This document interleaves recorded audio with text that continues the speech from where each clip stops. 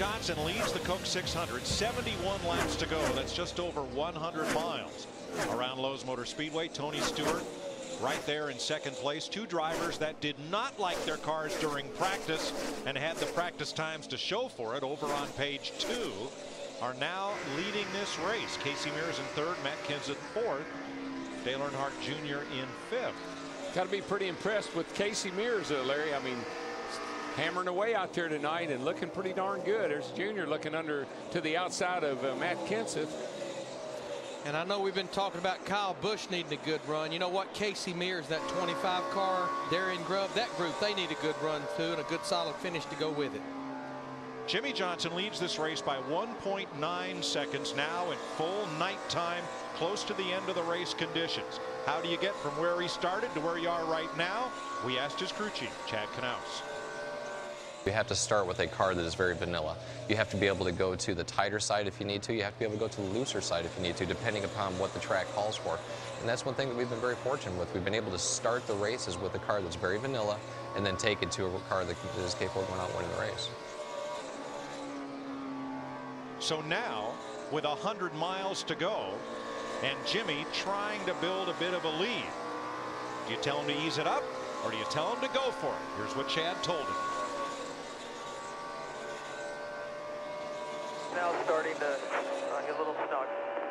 But I need you to keep humping it, man. Keep pushing that thing as hard as you can. We're going to be pitting here not too far out. And if it's under green, I want to have enough of a lead where we can take 4 tires. And we're about 15 laps away from that pit stop. And I think what Chad's kind of, I think he feels like he's in a box right here. With this kind of a lead, this kind of a car, I think he's afraid risking just fuel only. Because they're going to need basically all 19 gallons to go to the end. But Jeff, I think the other equation, he's scared to put just 2 right sides on for fear they won't match up good with the lefts that's on there. And Larry, one other thing I want to add about this, we've been talking about the drivers and the car having to go through the changes from daylight to dark. Let's don't forget the crews.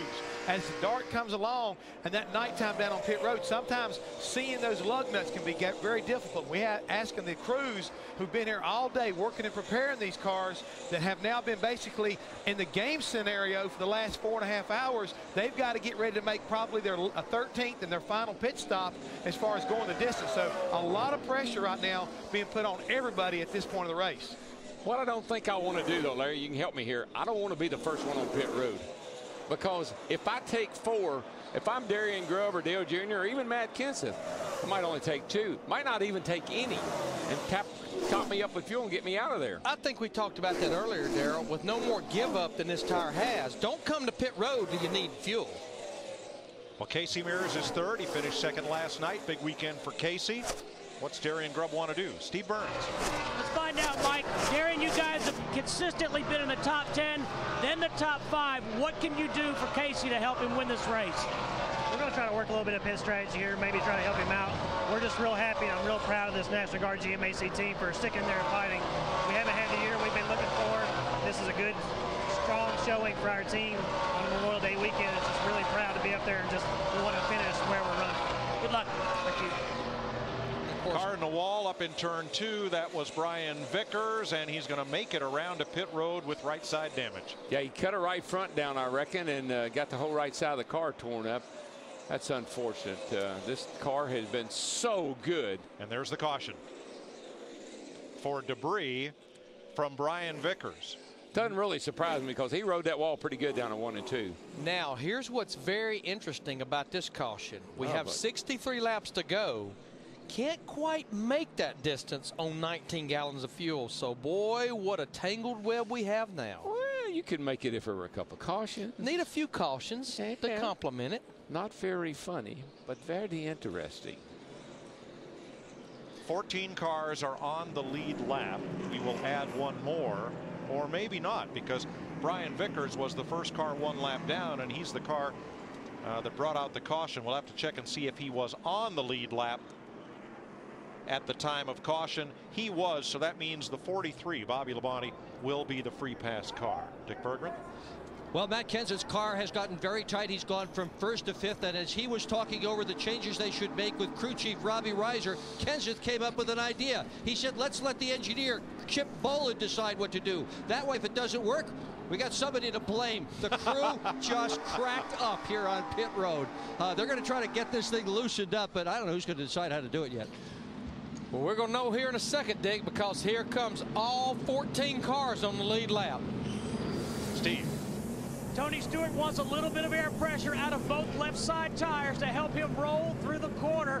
Casey Mears also on pit road. Matt. Denny Hamlin said that his car was just way too tight at the end of the run. They're going to go up on the track bar. You can see the catch cam man make the adjustment, also putting on 2 cycle scuffs on the 11. Krista? 4 tires for Jimmy Johnson, also air pressure and 1 round, but they said they did not make it to their fuel window. Trouble on this stop. They had trouble. There was, I think, a hung lug nut on the tire, a problem on Jimmy Johnson's stop. Big problem, Krista, because he's going to go from leading this race to going out about 10th or 11th. The group that was on the mark was Greg Zipadelli and that 20 group. They're going to win the battle off pit road. Jimmy Johnson will fall to 10th, and let me correct on the free pass. Brian Vickers hit the wall. The caution was not for him. It was for debris. Vickers was the first car 1 lap down. He will get the free pass. The Coca-Cola 600 on Fox is sponsored by DLP. HD TV powered by DLP. It's amazing. It's the Mears. By Lowe's, proud home of Jimmy Johnson and Team 48. By Dodge, you can take life as it comes or you can grab life by the horns. Dodge. And by Nextel, only from Sprint, helping NASCAR Nextel Cup fans get more done. NASCAR's defending champion Jimmy Johnson, who has owned this place, winning 3 of the last 4 races here, was the leader at the 300-mile mark and moments ago at the 500-mile mark. But Jeff Hammond, with a pit stop moments ago, he lost ground. Yeah, they had a little bit of a miscue right there. As Darrell likes to say, along with Larry McReynolds, don't beat yourselves. You'll notice they get the left side up. Everything looks like it's pretty normal, but as they get ready to put the left side tires on, they don't get the lug nuts on, and the jack man doesn't see that, drops the jack too quick. They got the car stopped, got the lug nuts back on there, but they lost 9 valuable positions to everybody else. So Mike, Tony Stewart, your leader as we get ready to go green. Thanks, Chris. 60 laps, 90 miles left to race in Charlotte. 15 cars on the lead lap as we get ready to restart. I was watching that 25 car running second right now before that caution came out, and he was catching Tony Stewart just a little bit. So see how he does here on this next segment. Casey Mears looking for his first Nextel Cup win. Right behind Tony Stewart on the break. And the biggest question now with 59 laps to go, we're right there on the border. Can these cars make it on fuel should we not have another caution? Boy, that car that gets a little run up on the outside off turn 2. Look at that gap Tony put on those guys by virtue of getting that good run off turn 2. 3 wide behind Jimmy Johnson. And everybody makes it through. Johnson has got a long way to go. He's 10th on the restart. Got a good restart, though. He got around a couple of guys there that was right in front of him and got a nice restart, but it's going to be hard to get by all these cats. He is 8th right now, working the outside of J.J. Yaley. Steve, what about fuel mileage for our leader? Mike, just prior to the restart, Greg Zipadelli told Tony Stewart, he said, we're going to be real close on gas. Do what you have to do on the racetrack, but if you can save me a little, save me a little. Matt. His teammate Denny Hamlin needs a little bit more than a little. At this juncture, Steve, they are between 5 and 7 laps short on fuel. They're still calculating and recalculating, but they are still short at this point. Now, how can 2 cars on the same team, Larry, be that far apart in the estimate? Well, we know it's not because of the gear, because we have the gear rule, but it could just be a lot because of driving style. But I know one thing, I just watched Casey Mears, the 25 car, Mark Martin in the 01 just ran their fastest lap of the race. They're not conserving fuel right now. Foot in that throttle. Krista? Well, we saw how the 48 had the trouble on that stop, but they were outside their fuel window. They were hoping to pit around lap 350. So when that caution came out, lap 337, it put them outside their window. And then you saw they had the bad stop with the drop jack, so they will have to come back in before this race is over. And that's what these crew chiefs really have to watch closely. They've got to watch these lap times. They've got to listen to the characteristics of the car, because things like that will make a difference, obviously, in the fuel mileage. Your late local news follows us on the East Coast. On the West Coast, Check the listings for your local Fox station.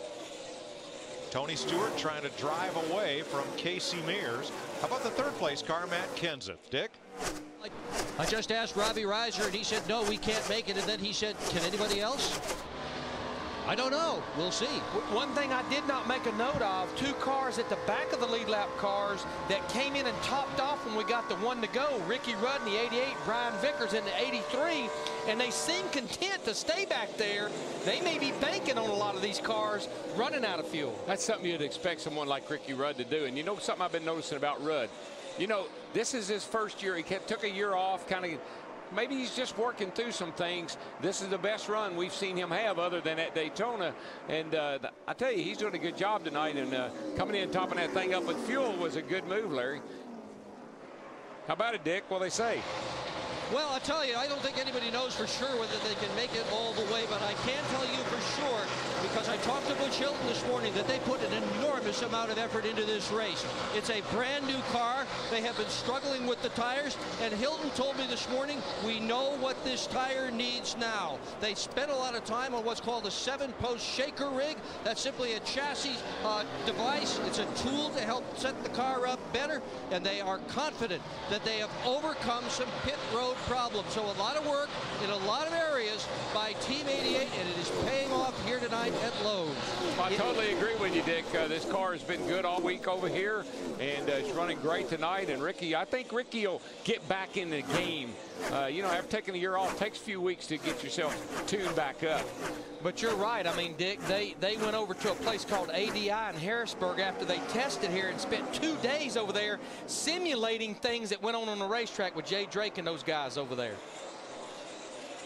Johnson continues his march toward the front. Car 48 closes in on Denny Hamlin's 6th place FedEx Chevy.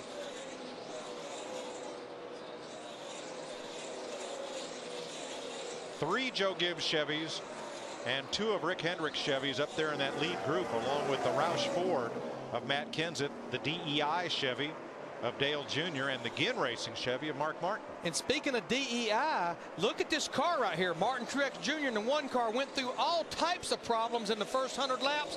I mean, look how many repairs have been done to this car. And Matt, he has made it back into the top 10 up there in 9th with 50 laps to go.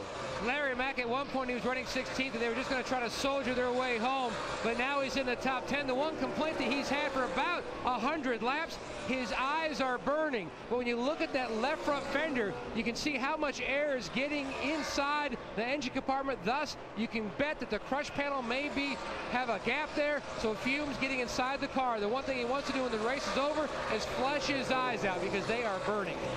Never seen a bass boat look that banged up and still float. We got a lot of cars in the top 10 that are banged up. I was telling Larry a bit ago, I said, man, this is worse than Bristol. Mark Martin has moved on past both Denny Hamlin and Jimmy Johnson. Johnson then passed Hamlin. So now it's the Army car 5th, the Lowe Chevy 6th, the FedEx car 7th. Mark was on Central Time. That's what it was. Oh, 1 hour later. Yeah. Okay, so it's 9 o'clock Central. Yeah. And here he goes. Well, we know a lot of cars are going to need a caution maybe to make it to the end, but I just believe Jimmy Johnson, even though he has picked up another spot, he's almost 5 seconds behind Tony Stewart, and he's going to run out of laps, I just think, here because of the difference in lap time. And we know he's not conserving any fuel because he's got to go. He can't. 48 laps to go. Hamlin on the outside wants to make a run back at him. Not this time. Up ahead of them, Dale Jr. in 4th place. Steve. Tony Gibson told Dale Earnhardt Jr. 50 laps to go. Jr. said, how are we on gas? Gibson's simple reply, 5 laps short. And I think that's going to be pretty common. I just believe that most of these cars, especially with the speeds I'm seeing right now, I think a lot of them are going to have to come in with a few laps to go and splash of fuel.